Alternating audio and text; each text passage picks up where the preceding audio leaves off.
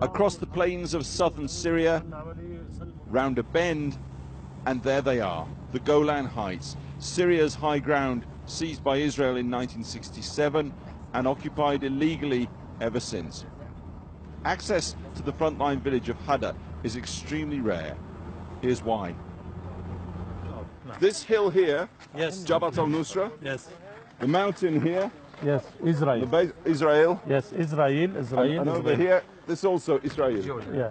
And this mountain, small mountain with our soldier. Yeah.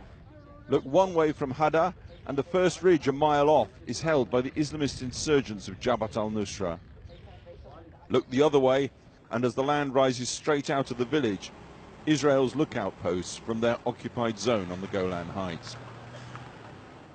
Just last week, an Israeli government minister suggested America may now recognize the Golan Heights as Israeli forever. So what, we wondered, did the village elders here make of that? It's impossible, impossible. Our families in Golan will not accept this. They'll all become martyrs to stop this. The village militia say fighting Islamist insurgents who want to topple their beloved President Assad is one thing, but everyone here insists Israel and the West tacitly supports the Islamists here, once linked to Al-Qaeda. Yeah, proxies. Proxies for US, for UK, for too many Western countries that they helped them, aided them, stopped them with everything to destroy Syria. Israel has said openly it treats Syrians wounded in the fighting. This footage of its prime minister in an Israeli army field hospital released 4 years ago.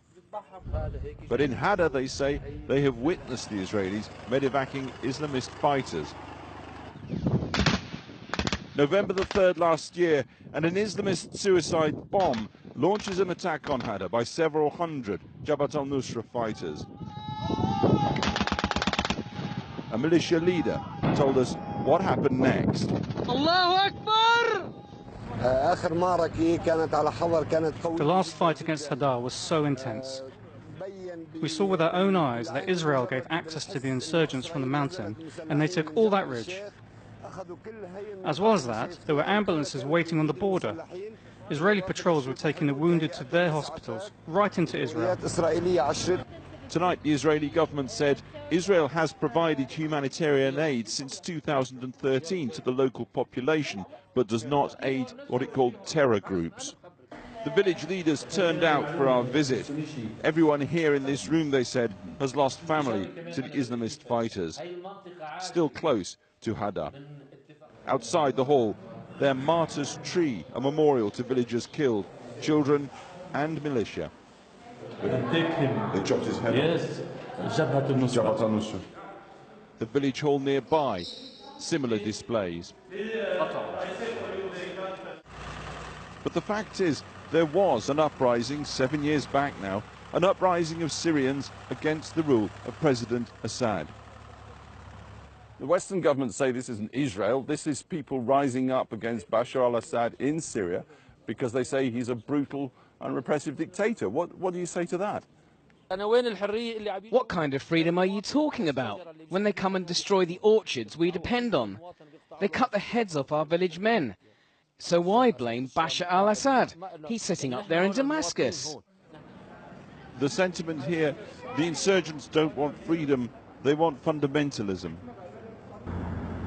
We head out on the twisting roads in this countryside to a military front line, but not the one with the insurgents. Israel's border fence, a scar cut into this landscape, monitored by the United Nations. On the other side, the largest town in occupied Golan. Syrians split from Syrians now for half a century. They call it the Shouting Hill, this weird outdoor grandstand where people would come up and they would talk through loudspeakers to people across here, over the other side of the fence in the Israeli-occupied Golan Heights, talk to their friends, their family.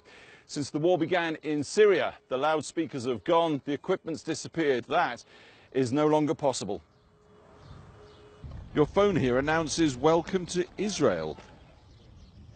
In fact, you're standing in Syria and looking at the occupied territories. Back in Hada, they show us bomb damage, the husk of an incoming missile, a Grad, they said, still lies here.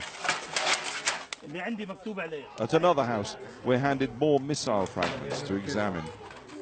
Squeezed between the Israeli military on the mountains one way, the Islamist insurgents the other. In Syria's Golan, the essential truth of this long war is laid bare. It is local, it is international. Alex Thompson, Channel 4 News, Golan.